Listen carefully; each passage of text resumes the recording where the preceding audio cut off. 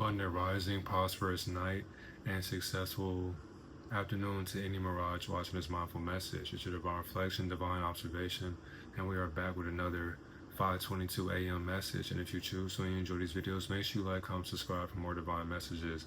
And for today, we're just basically covering you're not really lazy, it's just the energy that you keep around. And the energy that you keep around may not be the environment that you should keep close to you, because as you can see, there's this certain saying that may be casted upon you as if, oh, you're lazy, or you don't do enough, you're not doing much, you can be doing more. Excuse me, why aren't you doing more? And if you beat yourself up for what other people think about you, then you're not in the correct rooms that can help your spirit flourish, because you're shrinking to the laziness that other people put on themselves. But when you work so hard that other people are calling you lazy, that's how you know you being there is the problem. You don't need to be in that environment. You don't need to be around these people. You don't need to be in their field of view. Go be with yourself and let yourself know that it's okay for you to take some time for yourself, because only you know, face to face, behind closed doors, that one-on-one conversation, only you know why you deserve that rest, and they're not meant to understand that. And this is why we had 10 key points to help us understand that it's just the energy that's hovering around your area, and it's not really just you, but it can be you if you're not moving your energy properly into the situations that they were born from. Now, the first part, that you will feel this way and that you're surrounded by wrong energy. Your mind will feel heavy around certain people, but when you're alone, when you're in your room, this is when your mind becomes more clear. You find more clarity, and this basically shows that your energy was never the issue, but it was always going to be their energy, and your clarity will become activated once you're in solitude, because your spirit can finally have the space to breathe on its own. And whenever you do see that your solitude is the best kept secret, you're going to want to be in your own secrecy. And it's not to do anything with bad intentions. It's just that your social battery runs out, especially when you can see, when you discern many people's actions, the way people move and operate. Why would you want to tolerate that? Why would you want to keep that around you? What does that do for you besides suffocate you in the process? You don't need to be doing that nor going through that, so why would you put yourself through that? The next one, you will lose the motivation only in environments that are draining you, but not in the ones that are inspiring you. Let me go ahead and put this. Let me just zoom in. Okay, I would say something like the word motivation. You will lose determination. You will lose a want in the environments that drain you, but in the environments that inspire you, you have way more. You have way more energy, because if you're in an environment that's draining you of who you are, you're not going to want to do anything, because you'll feel just like them, and you may even make yourself feel less to cater to them or to seek their approval. But all you're doing is just cursing yourself in that instance, which is why your laziness is your intuition telling you to reject these lower vibrations. But your spirit is always going to protect your focus by shutting down whatever this is in the wrong atmosphere. So if you're focusing on something and you can feel that you're not getting to a higher realization that can help build for you, your spirit is going to have to make you uncomfortable to where you don't feel like you need to be in that environment. So you may just tell yourself, hey, I gotta go, I'm gonna go ahead and see y'all later on. But that atmosphere was not meant for you to be vibrating with, because you had to reject that lower vibration. So it's not that you don't feel like doing anything, but you're telling yourself, I can't do anything around you all, because you never do anything for yourself. You always do the bare minimum. So when I want to do something that requires us to go above and beyond just for us to have fun or to do something, now people are mad that change has come. You know what? Y'all can sit here and sulk in whatever emotion that you want to drag yourself under.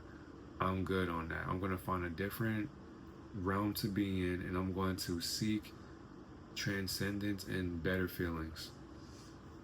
The third part, You will constantly have ideas and you'll keep getting these ideas, but the people around you will have to shut them down because your environment, as you do that, your environment is suppressing your higher self. That's when your envisioning or your vision or your purpose will die because this is where the small minds are gathering. This is why you can't sit here and think as if you have a lack for ambition. No, you have a bigger vision for what you want in life and where you want to go, but you can't bring everybody with you. That's exactly why when you're gathering around a bunch of feeble mindsets, they don't want your vision to come true because you're going to leave them behind. They're going to think as if, oh, so you are telling yourself that you're better than us, or you think that you're better than us, or you think as if you're going to make it, or they'll just shit on your idea, or they'll make you feel less than. But you should not believe that. You should not fall for that trap because, and it's a simple human behavior. It's in their nature to make you feel like you don't belong. But realistically, you don't belong with a mind that never sees itself doing better. It can only get better when you're at your worst. How is that called a friend? How is that family? How would you want to vibrate with that when they want to see you do worse than how they are today?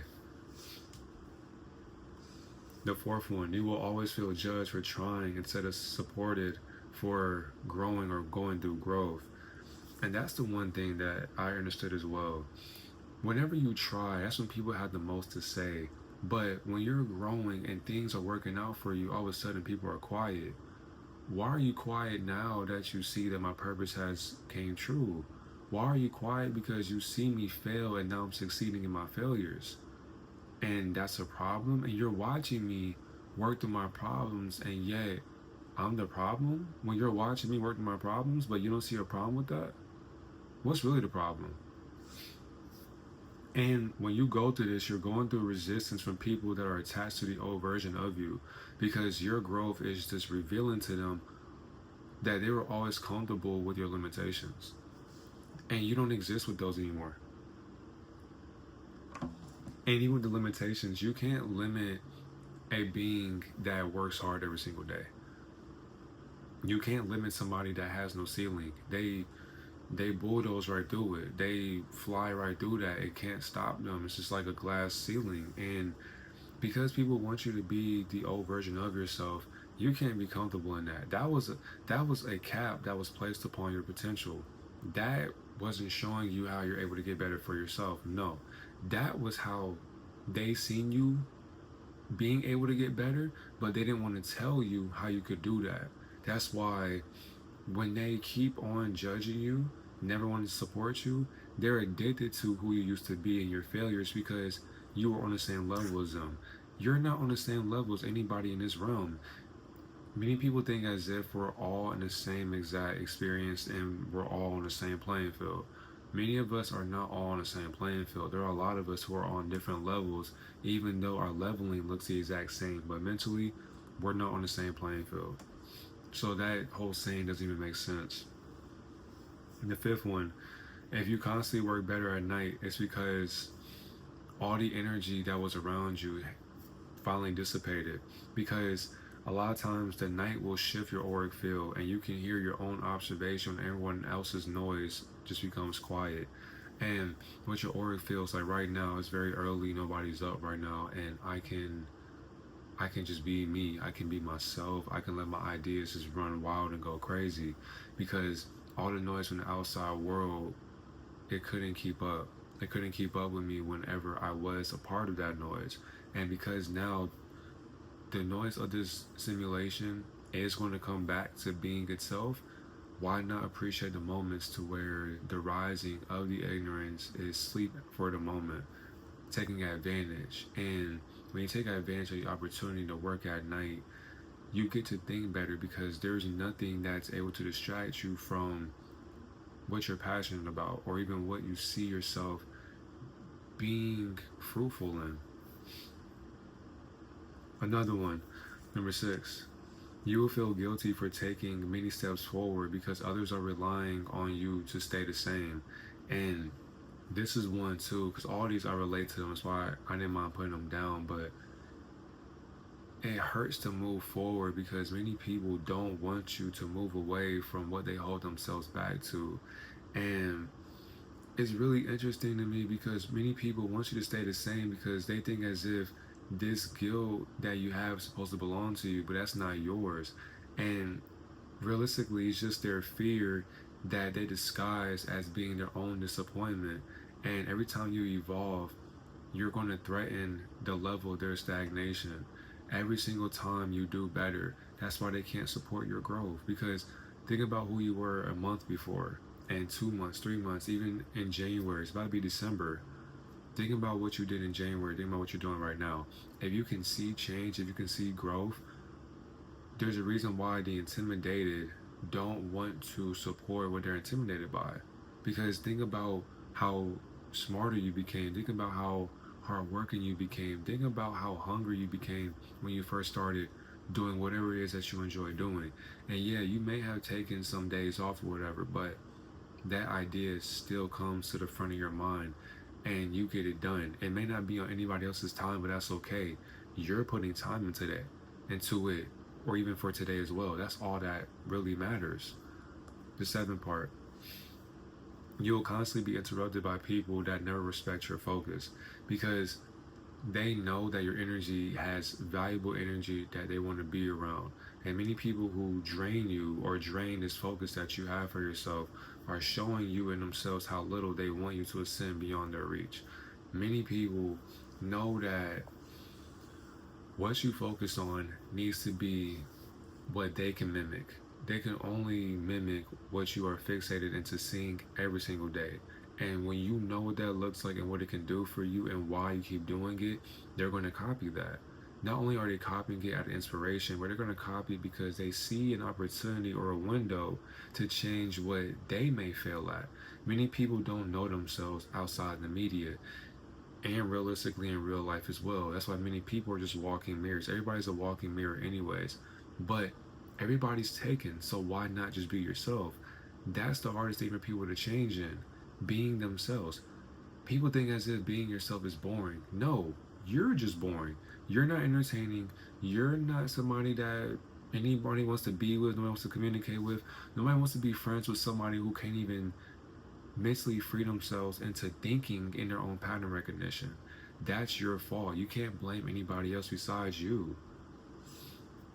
The eighth part, you will constantly feel more tired after conversations than after having to work on the conversation because a lot of times if it's a genuine conversation you're not going to be tired, but it just depends on your social skills or your social settings. I'm trying to get that word correct. Your social settings. And because, for example, I could talk for quite a while with some people, but after a while, I don't want to talk anymore because I just get exhausted. My mind gets tired and I just want to be at peace. But the moment you talk to somebody who can't even think about what they mean or what they want to say, you're just like, bro, I lost the interest of even speaking to you because you're closed-minded and you're an energy vampire. And that's why you being tired is proof that your spirit is doing the emotional labor that many people avoid because you're keeping the conversation up and they don't know why they said a word to you. It's like, why even talk to me when you don't know why you're talking to me? All you're doing is just talking for yourself because you don't even know why you want to talk to me, but you're talking to yourself because you can't keep your thoughts to yourself. And you want me to hear about it, and then you want me to listen to you and give you feedback because you want to know my point of view on what you can't even think of if you had your own inner dialogue. Number 9, you will constantly feel unseen and you'll be very misunderstood when you constantly talk about your goals. That's why you never talk about your goals to other people because you never know what they're doing behind closed doors. They may be sending your goals into the gutter. They may be sending them, they could be doing some spell work on them. Like, you really don't know what anybody's doing in their room or in their house. So that's why you have to be mindful of who you tell your accomplishments to or even your goals or what you want to do with your life. Because remember, the more you know yourself, the more you become conscious, your frequency will outgrow every room that you never stepped in. And that's exactly why too, the human instinctual pattern recognition of the nature will only understand what matches their level of awareness, but not the level of what they don't know their potential in. Understand, many humans can only comprehend and fathom what their awareness tells them to seek. When you know that your frequency cannot fit in a room, there's no point in you walking into rooms, even if you are invited. Because what's the point when jealousy still gets involved? What's the point when gossip and judgment, slander, getting ridiculed, just fake energy around you? What's the point of being around that when your awareness tells you that you can't match with them? You can't collab with them. You can't even calibrate a better, I would say a better conversation that these beings should want to have. But why would they want to have that when you outgrew their stagnation? You outgrew what they're stuck in mentally. So how can they match where you are mentally? There would be no point in talking to them because it does nothing for your stimulation. That's why there's no point of even forcing a stimulation mentally or even emotionally, even spiritually. They're not even there yet. They can't even understand what they put into their body. There's no point. So don't talk about your goals. Not saying that you can't do it, but when you do, don't be surprised that they don't come to the extent that you want them to come, because you don't know who's blocking your blessings. And lastly, the moment you change your environment, your energy will return right back to you instantly. Remember, when you change your environment, speaking from experience, when I left the place that I used to be at, being here, my energy still came back. My energy never left me. But now, when I get into my new establishment, as I keep working towards that, as I get to my new establishment, the energy that I have here in Columbus will go right back to wherever I am. That's why changing your mind changes the environment. Changing your vision every single day, but keeping the same prerogative, keeping the same expectations for yourself, the same standards. You won't suffocate anymore, and your spirit can't be broken. That's why being in the right environment will resurrect the highest version of you that you never were lazy with in the beginning.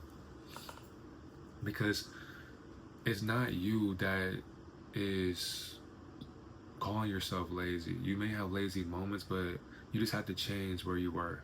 You gotta change how you think. You just gotta change about how you feel and just keep doing the action. My thing is, you can be lazy if you can get up early, put the work in, go to work, pay your bills. If you can handle your business as a working class citizen, and you can still take care of your hobbies or your second business or your entrepreneurship side of life, and you can maintain that and you still can make more time for yourself, you can be lazy because you're working countless hours. So it's not like you're sitting here working a 9 to 5 or whatever, 8 to 1, whatever your schedule is. No. After work, after school, you study, you do your projects, you do your work or whatever, and yet you still are pouring into you. And then you may not even have enough time left. That's still a lot of focus. That's still growing. That's still better change that does not feel familiar. But you're playing a role in what you've already got done. You got rid of the old way of you that may not wanted to do that.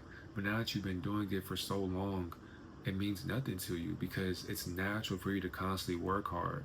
So when you catch yourself being lazy and you see other people trying to find their way into what you already done and what you did and how your life has changed, don't let them in. Because the moment you do, don't get mad when things start losing themselves in the knowing of what you should have been aligned with.